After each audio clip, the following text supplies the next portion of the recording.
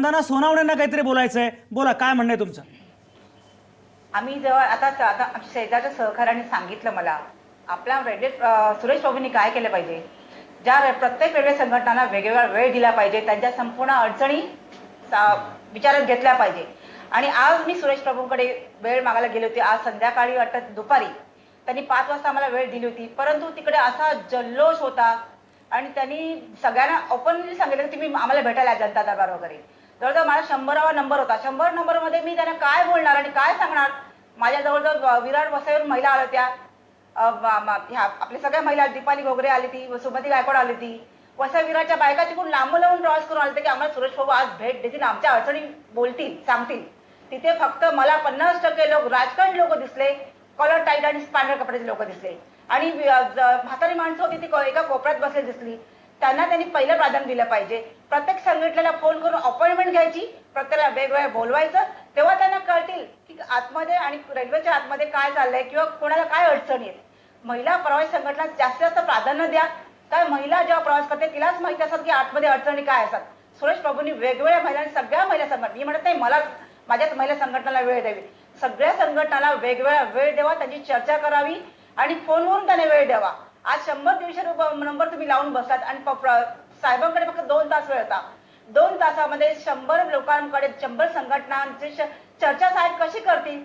मी त्यांना फक्त एवढं सांगते की लिटरली जेव्हा बजेटच्या अगोदर सगळ्या संघटनांची व्यवस्थित चर्चा करून नंतर पुढचे निर्णय द्यावेत. मग तुमचं आणि आमचं बरोबर एक प्रकारचं संगमत होईल की चला आम्हाला हे जे सांगितलं. सुरेश प्रभूंनी सर्वसामान्य प्रवाशांशी बोललं पाहिजे, प्रवासी संघटनांशी बोललं पाहिजे. हा मुद्दा सोडून द्या नरेंद्र पाटीलकर, हा तुमच्या कक्षेतला विषय नाही. पण मगापासून रेल्वे प्रशासनाच्या अनुषंगानं मगाशी अनाउन्समेंटचा उल्लेख झाला, जेव्हा जेव्हा समस्या येतात तेव्हा तेव्हा रेल्वे प्रशासन काय प्रकारे रिॲक्ट करतं, काय प्रकारे व्यक्त होतं, याचा उल्लेख झाला. या सगळ्याच्या अनुषंगानं मगाशी तुम्ही असं म्हटलात की तुम्ही कार्यक्षम आहात वगैरे, सगळं ठीक आहे, पण सुधारणांना कायमच वाव असतो. काय सुधारणा केल्या पाहिजेत, तुम्ही स्वतः काही आत्मपरीक्षण करता आहात की नाही? पुढील सुधारणा काय असाव्यात याच्या बाबतीत रेल्वे आत्मपरीक्षण करतं. त्यानुसार काय काय निर्णय घेता येतील त्या दृष्टीने निर्णय घेण्यात येतात. आता इथून पुढे, पूर्वी आपल्या 9 डब्यांच्या गाड्या होत्या, त्या हळूहळू आम्ही 12 डब्यांच्या केल्या. आता त्या हळूहळू इथून पुढे आम्ही 15 डब्यांच्या करण्याचा प्रयत्न करत आहोत. हार्बर लाईनवरती पण आम्ही आता ज्या 9 डब्यांच्या गाड्या चालू आहेत त्या 15 डब्यांच्या करत आहोत. तिथे आपण सगळे प्लॅटफॉर्मच्या ज्या लांबी आहेत त्या वाढवत आहोत. इथे काही गोष्टी लक्षात घ्यायला हव्यात की आज आपण ठरवलं की मी 12 डब्याची गाडी चालवायची, तर ती आज आपण नाही चालू शकत. आपल्याला सगळ्या प्लॅटफॉर्मची लेंथ वाढवावी लागते. जेव्हा आपण प्लॅटफॉर्मची लेंथ वाढवतो तेव्हा ते सगळे क्रॉसओव्हर्स आपल्याला लांब न्यावे लागतात. क्रॉसओव्हर जेव्हा आपण उचलतो तेव्हा सगळे सिग्नलिंग यंत्रणा आपली विस्कळीत होते. त्या सगळ्या सिग्नलिंग यंत्रणेला पुन्हा नव्याने करावं लागतं. तर हे मोठे इन्फ्रास्ट्रक्चरल चेंजेस असतात. हे एका दिवसात असं सांगितलं आणि लगेच आपण 15 डब्यांची गाडी केली असं नाही होत. त्या दृष्टीने निर्णय घेण्यात येत आहेत आणि त्या दृष्टीने आता इथून पुढे 15 डब्यांच्या गाड्या करण्याचाही निर्णय घेण्यात आलेला आहे. त्यानंतर आपल्याकडे एक 864 युनिट्स म्हणजे डबे, हे लोकलचे डबे आपल्याला मिळणार आहेत. त्यानुसार प्रोडक्शनही चालू झालेलं आहे. यानंतर काही नवीन गोष्टींची जी चर्चा सध्या चालू आहे त्यामध्ये रेल्वेचे दरवाजे बंद करण्याच्या दृष्टीनेही इथून पुढे विचार केला जाणार आहे. त्यानंतर वेस्टर्न रेल्वेवरती एक एसी ट्रेन चालू करण्याचा सुद्धा चाचण्या घेण्यात येणार आहेत. तर अशा प्रकारे रेल्वे आपल्या दृष्टीने प्लॅनिंग करत असतं आणि विचारही करत असतं. मी तुम्हाला सांगू इच्छितो की जेव्हा सुरुवातीला रेल्वे सुरू झाली तेव्हा 8 ते 10 गाड्या धावत होत्या. 1900 साली आपल्या 20 ते 30 गाड्या धावत होत्या. 1960 सालीपर्यंत आपण 300 गाड्या धावत होत्या. 1990 पर्यंत आपण 800 गाड्या चालवत होतो आणि आज आपण फक्त मध्य रेल्वेवरती 1618 आणि पश्चिम रेल्वेवरती अजून 1400, अशा 3000 गाड्या चालवत आहोत एका दिवसात. तर आणि त्यानंतर अजून कोणीतरी हे म्हणत होतं की 3 मिनिटं मध्य रेल्वेवरती करण्यात यावं. मध्य रेल्वेवरती सुद्धा 3 मिनिटाचा हेडवे आहे आणि त्याप्रमाणे आपण आता सॅच्युरेशन लेवलला मध्य रेल्वेवरती सुद्धा पोहोचलेलो आहे.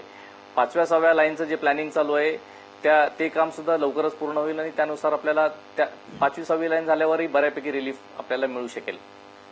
मिलिंद बल्लाळ, आता बरोबर एक मुद्दा मेगा ब्लॉक बद्दल लोकांचा मला जरा क्लिअर करायचा वाटतं. मेगा ब्लॉक बद्दल लोकांच्या मनामध्ये बरेचसे गैरसमज आहेत आणि मेगा ब्लॉक म्हणजे काहीतरी मुद्दा काम असं लोकांना वाटतंय.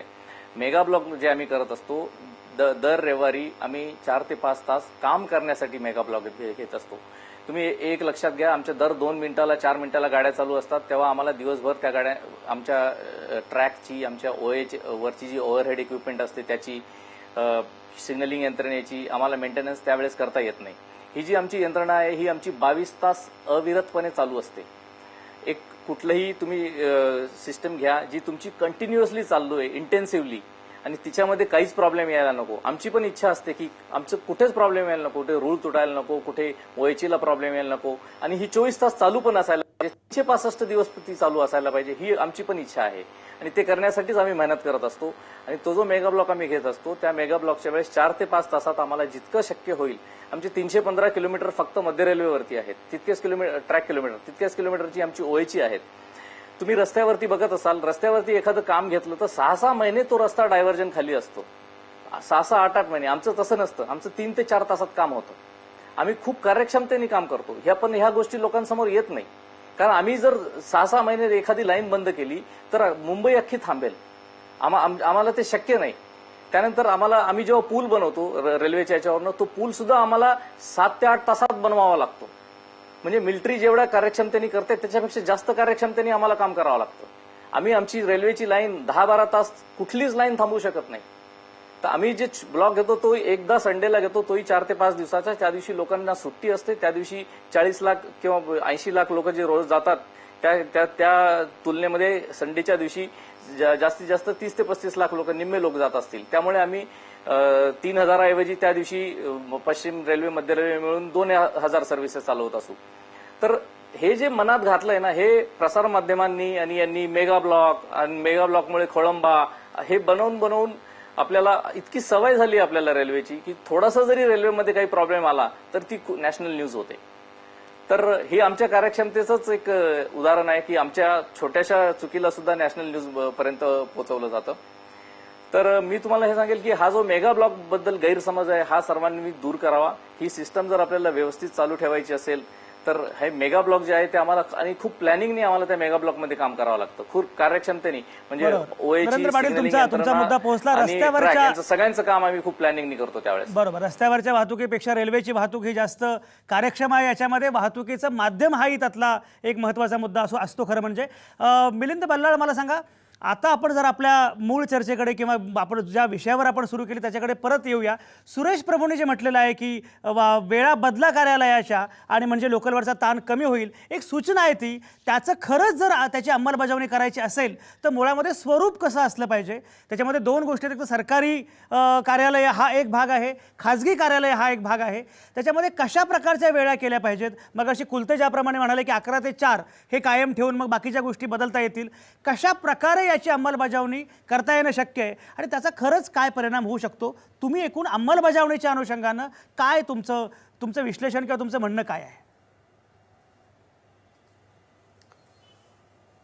नाही, मी म्हणणं तुम्हाला सांगतो की ह्याचं विश्लेषण कसं करायचं. फक्त नरेंद्र पाटलांच्या फक्त एक गोष्ट लक्षात आणून देतो की त्यांनी वाचले असतील की अनेक अहवाल जे आहेत रेल्वेच्या अभ्यासाच्या संदर्भातल्या, उपनगरी वाहतुकीच्या, त्यात साधारणपणे एक असं लक्षात येतं की 792% वाढ प्रवाशांच्या संख्येत झालेली आहे.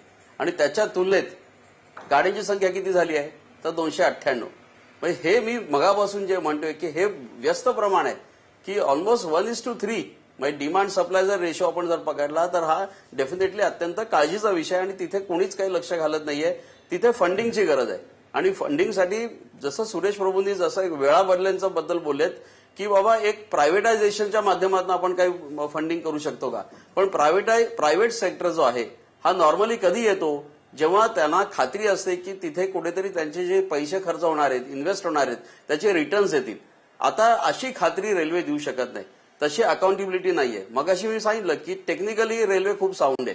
त्यांनी सिग्नल यंत्रणेचा केला. इनफॅक्ट एका गोष्टीचा स्वतः पाटील यांना विसर पडला आणि त्याचं कौतुक आहे आम्हाला सर्वांना की अतिरेकी हल्ला झाला तेव्हा रेल्वे कर्मचाऱ्यांनी व्हीटी स्टेशनात जी भूमिका बजावली ती खरोखरच वाखाणण्याजोगी होती. त्या शेकडो प्राण त्याच्यामुळे वाचले आणि त्याचं कौतुक डेफिनेटली आहे. म्हणजे सतत मीडिया टीका करते हा जो त्यांचा मुद्दा आहे त्याच्याशी मी खरं म्हटलं तर सहमत नाही. जेव्हा कौतुक करतात तेव्हा भरभरून कौतुक सुद्धा केलेलं आहे.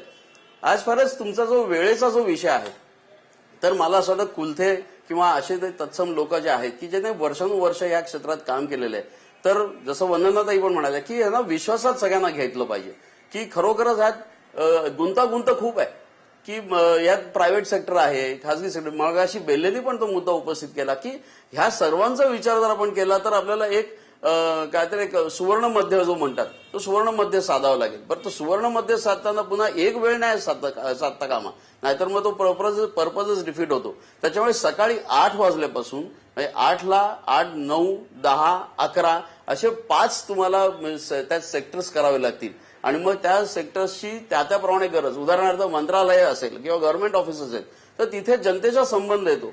त्याच्यामुळे त्यांना जे जनतेला सोयीचे वेळ आहेत ती जनतेची सोय जी आहे ती सुद्धा तुम्हाला बघावी लागेल. प्रायव्हेट सेक्टरमध्ये आजकाल ग्लोबलायझेशनमध्ये इंटरनॅशनल घड्याळ सुद्धा आपल्याला सांभाळावं लागतं. त्याच्यामुळे त्याचा सुद्धा तुम्हाला विचार करावा लागेल आणि त्याच्यामुळे एचआरच्या संदर्भातले जे लोक आहेत, तज्ज्ञ लोक आहेत, त्यांचा विचार केला पाहिजे. किंबहुना तिथे एक सर्वंकष असा विचार जर झाला तर ही योजना प्रभूंची अंमलात येऊ शकते. जीडी कुलथे तुम्ही स्वतः निवृत्त अधिकारी आहात, शक्य नाही. बरोबर तुमचा मुद्दा. जीडी कुलथे मला सांगा, तुम्ही स्वतः निवृत्त अधिकारी आहात, मगाशी तुम्ही सांगितलं की 11 ते 4 एकूण ही अंमलबजावणी करायची असेल तर जरा विस्तारानं कसं करता येईल, काय म्हणणं आहे तुमचं? शासकीय कार्यालयांच्या बाबतीत जर का बोलायचं तर कर्मचाऱ्यांना, अधिकाऱ्यांना, महिला कर्मचाऱ्यांचा एक महत्त्वाचा प्रश्न असतो. अशा बाबतीत वंदनाताईंनी बरोबर तो मांडला. मी सुद्धा येताना काही महिला अधिकारी कर्मचाऱ्यांशी चर्चा करूनच आलेलो आहे.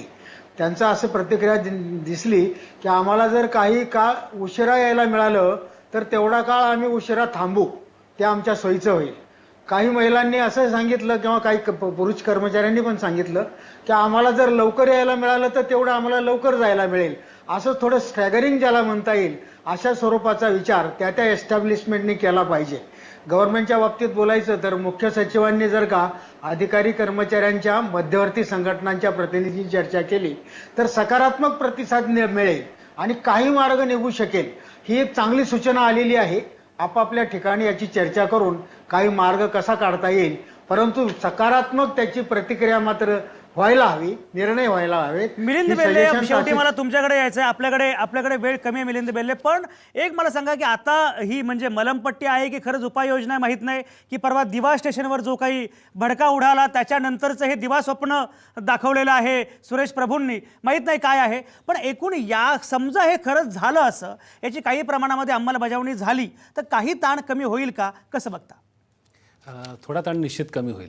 म्हणजे मी अगदीच काही सगळ्या योजना फेटाळून लावतो अशा पद्धतीने नाही, परंतु तो ताण कमी करण्याच्या दृष्टिकोनातून जसं सगळ्यांनी मुद्दा मांडला वेगवेगळ्या पद्धतीने, की जसं वेगवेगळ्या सरकारी किंवा खाजगी आस्थापनांशी बोलायला हवं त्याच पद्धतीने, जसं बल्लाळ आता म्हणाले तसं सगळ्यांना HR-पासून आंतरराष्ट्रीय वेळापत्रक सांभाळणाऱ्या कंपन्यांपासून सगळ्यांना विचारात घेतलं पाहिजे.